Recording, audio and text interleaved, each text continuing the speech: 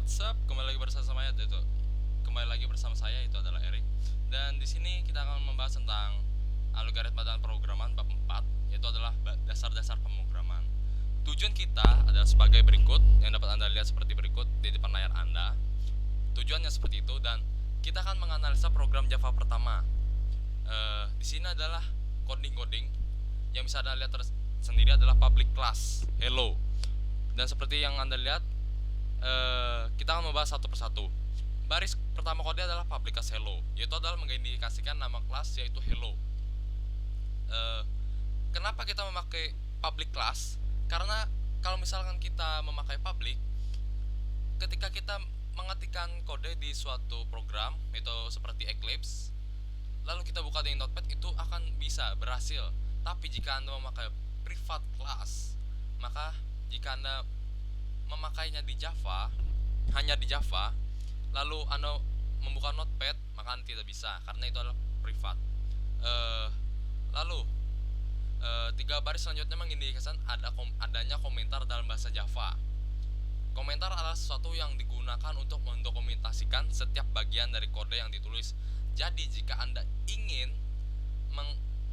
mengomentari setiap coding Anda harus memakai seperti slash, bintang, lalu bintang slash. Untuk apa? Karena jika Anda codingnya seperti ini, slash, di pertama itu adalah slash bintang slash bintang slash, maka itu hanya diindikasikan sebagai komentar dan tidak akan dicetak oleh Java. Lalu public static void main string seperti yang Anda lihat berikut, itu adalah untuk mengindikasikan suatu nama metode dalam kelas hello yang bertindak sebagai metode utama. Metode utama adalah titik awal dari suatu program Java. Semua program kecuali applet yang ditulis dalam bahasa Java dimulai dengan metode utama. Lalu baris selanjutnya adalah system out println hello world. Itu untuk menampilkan hello world pada layar perintah system out println, menampilkan teks yang diapit oleh tanda double put atau pada layar. Dua baris terakhir yang terdiri dari atas dua kurung kurawal digunakan untuk menutup metode utama dan masing-masing kelas secara berurutan. Lalu komentar pada Java. Komentar adalah catatan yang ditulis pada kode dengan tujuan sebagai bahan dokumentasi. Teks ini bukan bagian dari program dan tidak mempengaruhi jalannya program seperti yang saya katakan tadi. Jika Anda ingin mengomentari suatu program atau coding Anda supaya Anda tidak lupa, maka berikanlah komen pada setiap coding tersebut. Ya, seperti yang Anda lihat berikut, penulisan komentar pada C++, penulisan komentar pada C, komentar khusus Java Doc, seperti yang Anda lihat seperti itu, dan pernyataan dalam Java dan blok. Itu adalah pernyataan adalah satu atau lebih baris kode yang diakhiri dengan semikolon. Sebagai contoh untuk pernyataan tunggal adalah seperti yang Anda lihat berikut, system out println hello world. Blok adalah suatu atau lebih pernyataan yang terbentang antara kurung kurawal buka dan kurung kurawal tutup, yaitu sekumpulan pernyataan sebagai satu unit kesatuan. Blok pernyataan dapat dikumpulkan akan tetapi diingat, tidak secara pasti mempunyai keterkaitan fungsi. Beberapa jumlah spasi kosong diizinkan terdapat di dalamnya. Sebagai contoh, suatu blok adalah seperti yang Anda lihat berikut. Maaf, gatal. Dan pedoman tulisannya seperti yang Anda lihat berikut, yang tidak mungkin akan saya baca. Dan Java identifier. Java identifier adalah suatu tanda yang mewakili nama-nama variabel, metode, kelas, dan sebagai berikut. Contoh pengidentifikasinya adalah hello, main, system, dan out. Dan masih banyak lagi yang saya tidak tahu. Pendeklarasian Java adalah case sensitive. Hal ini berarti bahwa pengindikasi hello tidak sama dengan hello. Hello dengan huruf besar tidak sama dengan hello dengan H dengan huruf kecil. Pengidentifikasi harus dimulai dengan salah satu huruf underscore atau tanda dolar. Hurufnya dapat berupa huruf besar maupun huruf kecil. Karakter selanjutnya dapat menggunakan nomor 0 sampai 9. Seperti yang Anda lihat berikut, this is an example of class name. Setiap di sini tidak ada spasi, tapi perlu diingat adalah setiap kata yang harusnya kita spasi itu menggunakan tanda bukan tanda sih, huruf kapital. This T-nya huruf besar seperti yang lihat berikut. Keyword dalam Java. Keyword adalah pengidentifikasi yang telah dipesan untuk didefinisikan sebelumnya oleh Java untuk tujuan tertentu. Anda tidak dapat menggunakan keyword sebagai nama variabel kelas, nama variabel Anda, kelas, metode, dan sebagai berikut. Berikut ini adalah daftar dari kata kunci dalam Java seperti berikut. Jadi jika Anda ingin menggunakan seperti kelas public class hello, tapi Anda ingin hello-nya itu diganti menjadi kata-kata yang di bawah ini, maka tidak bisa. Seperti public class float itu tidak akan bisa karena itu adalah keyword dalam Java dan tidak akan bisa untuk dijadikan judul oleh Anda. Java literal. Literal adalah tanda bahwa tidak terjadi perubahan atau konstan. Macam-macam literal dalam Java adalah integer literal, floating point literal, literal, boolean literal, karakter literals, dan string literals. Literals integer dibedakan dalam beberapa format yang berbeda, yaitu adalah desimal, heksadesimal, dan oktal. Yang masing-masing berbasis berbeda, yaitu adalah 10, 16, dan 8. Floating point literals. Floating point literals mewakili bentuk desimal dengan bagian yang terpisah. Sebagai contoh adalah 3.1415. Boolean literal adalah hanya memiliki dua nilai, yaitu adalah true dan false. Karakter literals diwakili oleh karakter Unicode. Karakter Unicode adalah 16 bit karakter set yang menggantikan 8 bit ASCII karakter set. Unicode memungkinkan penggunaan simbol dan karakter khusus dalam bahasa lain.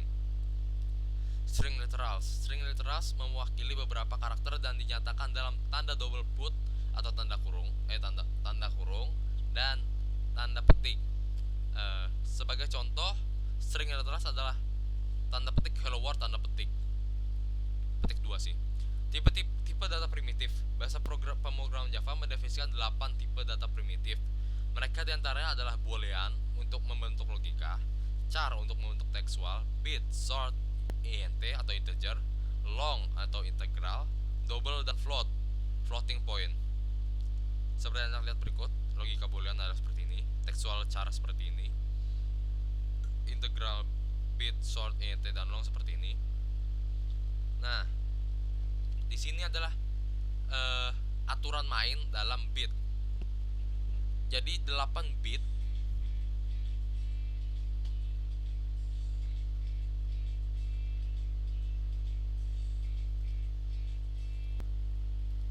maaf tadi ada gangguan. 8 bit atau 2 min 2 pangkat 7 ke 2 pangkat 7 min 1, yang artinya adalah Anda itu 8 bit itu adalah min 128 ke 128. Dari min 28 ke 0 dan 128 itu adalah karakter untuk nilai bit. Jika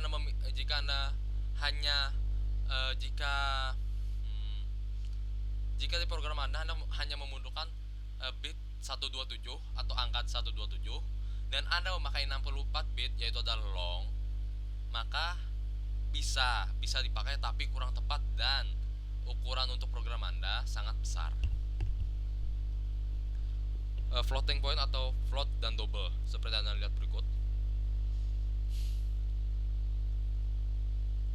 Dan variabel. Variabel adalah item yang digunakan data untuk menyimpan pernyataan objek seperti deklarasi dan inisialisasi variabel. Seperti Anda lihat berikut, saya tidak mungkin membacanya satu persatu. Lalu menampilkan data variabel. Untuk mengeluarkan nilai dari variabel yang diinginkan, kita dapat menggunakan perintah sebagai berikut. Sistem println dan sistem out println ini adalah berbeda. Berbedanya seperti yang Anda lihat berikut.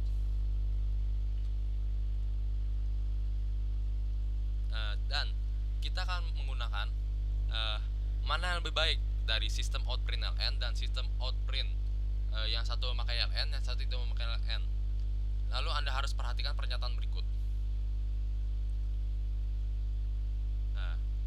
Di sini kita kita mengetik system out print hello world tanpa ln, dan di bawahnya adalah system out print tanpa ln dan word.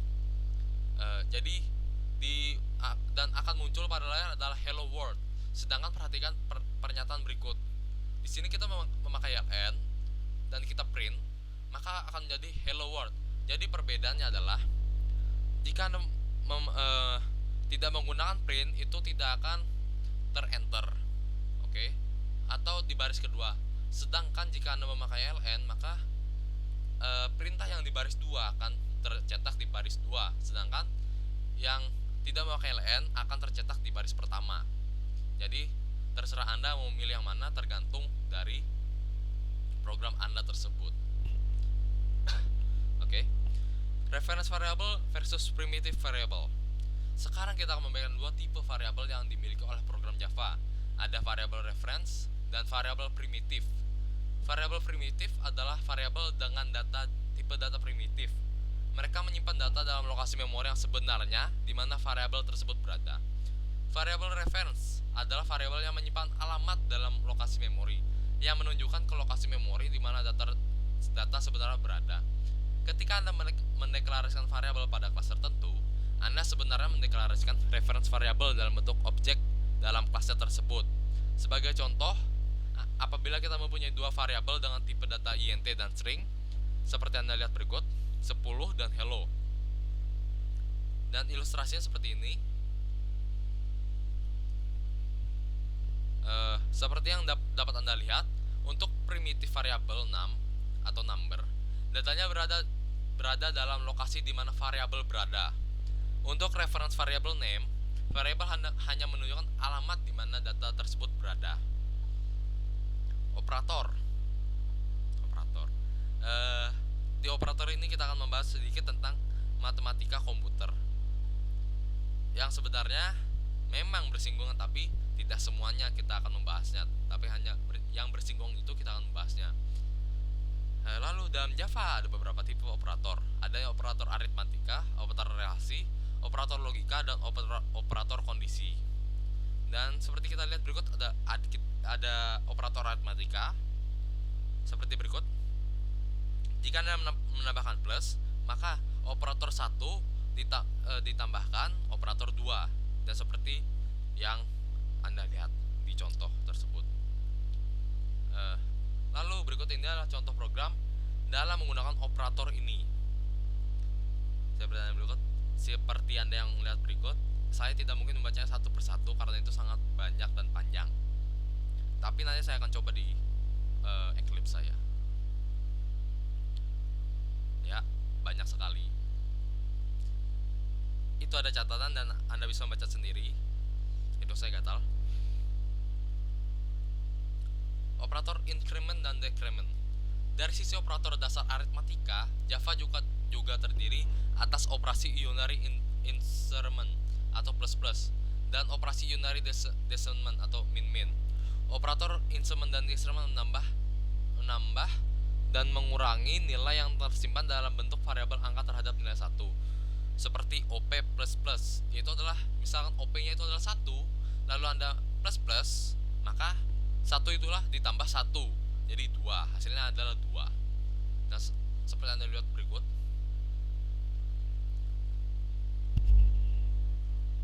int i sama dengan 10, int j sama dengan k, int k sama dengan 0, k sama dengan plus j plus i akan menghasilkan k sama dengan 4 plus 10 sama dengan 14. Kenapa 4? Sedangkan di j itu adalah 3, karena plus itu adalah 1 plus j. Plus j adalah 1 plus j. Jadi kita mengetikkan plus j, tapi akan dibaca oleh Java atau Eclipse adalah 1 plus j.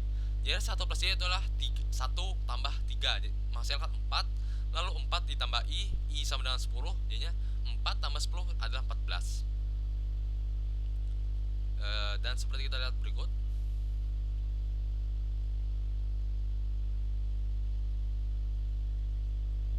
dan operator relasi. Operator relasi membandingkan dua nilai yang menentukan keterhubungan antara nilai-nilai tersebut. Hasil keluarannya berupa nilai boolean, yaitu true dan false. Seperti yang Anda lihat berikut, yang tidak mungkin akan saya baca satu persatu. Dan berikut ini adalah contoh program yang menggunakan operasi relasi yang tidak akan mungkin saya baca, tapi saya akan praktekkan di Eclipse. Dan ini adalah hasil keluaran dari program ini. Kita tidak tahu hasilnya karena belum kita coba. Nanti akan kita coba, tapi di sini adalah gambaran dari program yang kita tulis tersebut. Operator logika. Operator logika memiliki satu atau lebih operator boolean yang menghasilkan nilai boolean. Ada 6 operator logika, yaitu logika n, boolean logika n, logika or, boolean logika inclusive or, boolean logika exclusive or, dan logika not. Seperti yang Anda lihat berikut. Nah, berikut ini adalah tabel kebenaran untuk logika boolean dan boolean logika n. Nah, di sini kita akan memakai ilmu matematika komputer, yaitu adalah dan. True dan true menghasilkan true. Tapi tapi yang seterusnya adalah jika hanya mendapatkan satu true, maka yang lainnya adalah false. Atau yang mendapatkan hanya satu false, atau jika di tabel logika tersebut kita melihat suatu false dalam suatu tabel, maka ketika hasilnya adalah perintahnya adalah true dan false, maka hasilnya adalah false. Begitu juga seterusnya. Jadi yang mengeluarkan hasil true hanyalah true dan true. Dan sini adalah contoh source code yang menggunakan logika dan boolean n, seperti yang Anda lihat berikut. Catatan bahwa J++ pada baris yang mengandung operator dan tidak dievaluasi sejak pertanyaan pertama i lebih besar dari 10, yaitu telah bernilai sama dengan false. Nanti kita coba logika or dan boolean logika inclusive or. Di sini ada kebalikan dari dan logika n. Kenapa? Karena jika di sini terdapat satu true, maka yang lainnya true. Tapi jika dua-duanya atau semuanya false, maka itu hasilnya adalah false. Dan ini adalah contohnya. Catatan bahwa J++ pada baris yang terdiri atas program logika inclusive or tidak dievaluasi sejak pertanyaan pertama i lebih kecil dari 10, yaitu telah bernilai sama dengan true. Dan logika boolean exclusive or. Berikut ini adalah tabel kebenarannya. Jika Anda bingung, maka di sini saya akan membahasnya. True dan true kenapa bisa false? Karena di sini adalah exclusive or, yaitu adalah true dan true hasilnya adalah or, tapi dibalikan seperti dinegasikan. Bentar. Saya salah. Maaf. Hasil dari operasi operator exclusive or adalah true jika dan hanya jika satu operan bernilai true dan yang lain bernilai false. Catatan jika kedua operan harus selalu dievaluasi untuk menjumlahkan hasil dalam suatu exclusive or. Berikut ini adalah contoh source code yang menggunakan operator logika exclusive or. Logika not. Logika not ini hanya memakai satu tabel, yaitu operatornya adalah satu. Jika kita mengetikkan true, maka hasilnya adalah false, dan jika kita mengetik true, maka menghasilkan true. Ini adalah dibalik. Sebenarnya ini cuma dibalik-balik, tapi ya anda harus mengerti. Operator kondisi adalah operator ternary. Hal ini berarti bahwa operator ini digunakan dalam 3 bentuk pernyataan conditional argument yang digunakan bersama-sama. Seperti contoh berikut. Berikut ini adalah flowchart menggambarkan operator kondisi bekerja. Seperti di flowchart yang kita bahas kemarin. Di sini ada kondisi dan jika true maka, jika false maka, seperti itu. Operator presence didefinisikan sebagai perintah yang dilakukan compiler ketika melakukan evaluasi terhadap operator untuk mengajukan perintah dengan hasil yang tidak ambigu atau hasil yang jelas. Diberikan pertanyaan membingungkan seperti berikut, dan kita dapat menuliskan kembali pernyataan di atas dan menambahkan beberapa tanda kurung terhadap operator presence, seperti berikut. Dan latihan, mendeklarasikan dan mencetak variabel seperti berikut. Latihannya seperti ini, dan ini akan saya perlihatkan di Eclipse.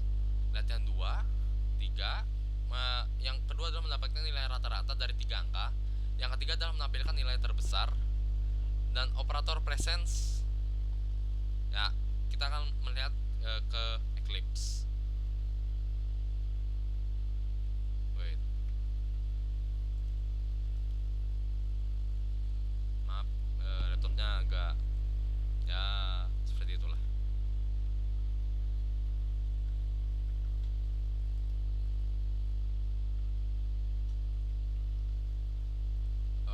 Kang, kenapa ya? Windows 8. Aduh, maaf. Nah, di sini kita akan membahas latihan pertama. Latihan pertama adalah seperti berikut, dan hasilnya adalah number sama dengan 10, letter sama dengan A. Oh, Eclipse-nya error. Resultnya true dan str-nya adalah hello. Latihan kedua, nah kita jalankan. Nomor 1 sama dengan 10, nomor 2 20, nomor 3 45, dan average-nya adalah 25. Latihan 3, kita jalankan. Nomor 1 sama dengan 10, nomor 2 23, nomor 3 sama dengan 5. Nilai tertingginya adalah nilai bukan nilai tapi adalah angka 23. Latihan 4, aduh, not responding. Maaf.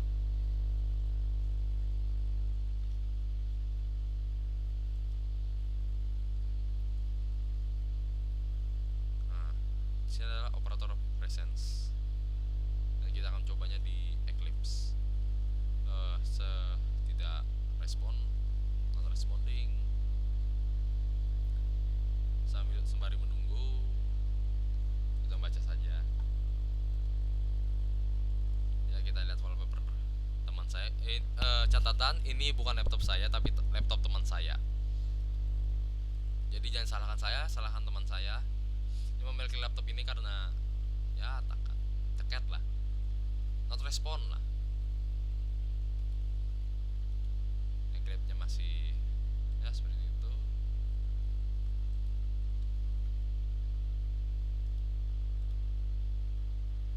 Saya akan pause dulu sebentar. Maaf karena tadi ada sedikit kesalahan, yaitu adalah not responding. Dan ini adalah hasil dari latihan 3. Dan di latihan 4 kita akan jalankan seperti berikut, dan saya tidak tahu itu apa. Dan kita lihat soalnya. Aduh, belakang lagi. Dinyatakan pernyataan berikut ini, tulis kembali soal tersebut dengan menambahkan tanda kurung pada urutan sesuai dengan bagaimana pertanyaan tersebut akan dievaluasi. Dan kita akan menambahkan tanda kurung.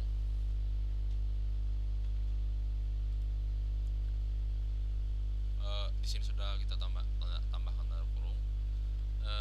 Dan ini adalah hasilnya. Ya, mungkin cukup sekian, atau ada yang lain mungkin. Oh ya, ada yang lain sebenarnya. Relasi demo.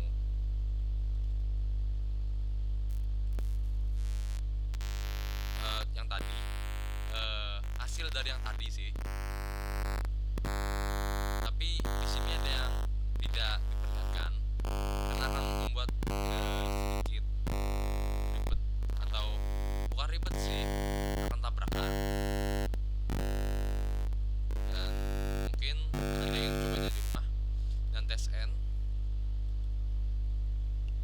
berikut: test note, test or, dan text source. Ya, demikian video saya. Ya, jika ada kesalahan kata atau yang lain mohon dimaafkan. Dan terima kasih telah menonton video. Salam.